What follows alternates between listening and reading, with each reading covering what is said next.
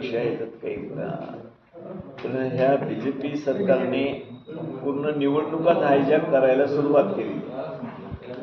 आता मी जिथं दादरा नगर हवेलीला आहे त्या ठिकाणी जिल्हा परिषदच्या निवडणुका आता झाल्या।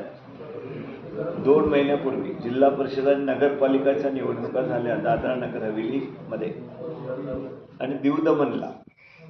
आता दोन्ही ठिकाणी तिथे आम्ही सगळ्या ठिकाणी फॉर्म भरले होते काँग्रेस पक्षाने। जिल्हा परिषदमध्ये भरलेत, नगरपालिकामध्ये भरलेत, आमच्यासारख्या अपक्षांनी सुद्धा त्या ठिकाणी फॉर्म भरले आणि अपक्षांनी भरले। शिवसेना सुद्धा तिथे शिवसेनेचं काही थोडं जे अस्तित्व त्यांनी सुद्धा काही फॉर्म त्या ठिकाणी भरले आणि बीजेपीने फॉर्म भरले।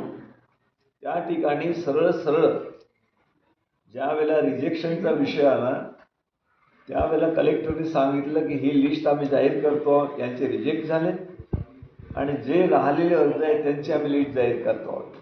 त्यांनी बोर्डवर लावून दिल्या दोन्ही लिस्ट। काँग्रेसमधल्या 80% सदस्यांचे रिजेक्ट,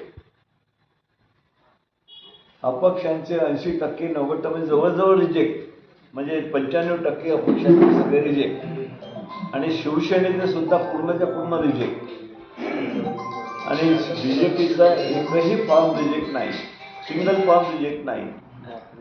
आणि त्यांनी सांगून दिले की सगळ्या निवडणुका संपल्या, आता तुम्ही करा, आमचं ते कोर्टामधले केस चालू। आणि विशेष म्हणजे दीव दमनला खासदार तिथे अपक्ष आहेत, बीजेपीच्या विरोधात लढून आले। त्यांनी त्या ठिकाणी आपल्या मुलीला जे हायकोर्टामध्ये लॉयर तिला उभं केलं, त्यांच्या मिसेसला उभं केलं, अपक्ष म्हणून केलं, पण दोघांचे फॉर्म रिजेक्ट करून टाकले। म्हणजे सर का कुठल्या दिशेला वारं वाहत आहे ते आपण लक्षात घ्या। निवडणुका हायजॅक करणं हा एक प्रकार आहे आणि ते सातत्यानं देशामध्ये महाराष्ट्रामध्ये सरकार करतायत।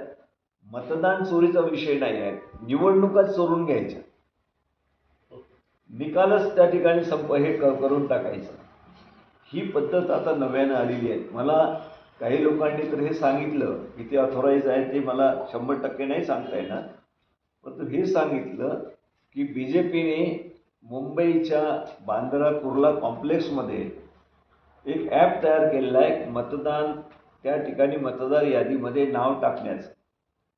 आणि तुम्हाला एक माहिती आहे, मतदार याद्या पहिले प्रभाग वाईज, वार्ड वाईज, गाव वाईज, पोलिंग वाईज मिळत होत्या।